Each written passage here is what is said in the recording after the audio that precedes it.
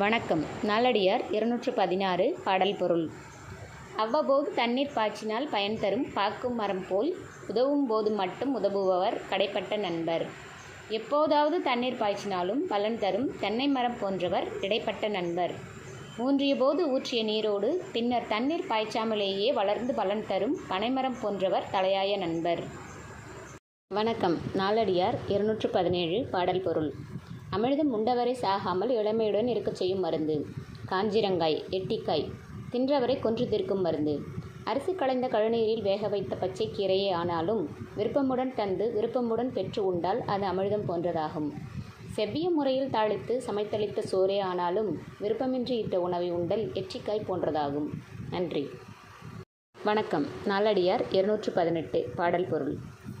நாயின் காலில் இருக்கும் சிறிய விரல்கள் போல நன்கு நெருக்கமானவர்களாக இருந்தாலும் ஈயின் கால அளவு கூட சிறிதும் உதவாதவர்களின் நட்பால் என்ன பயன்?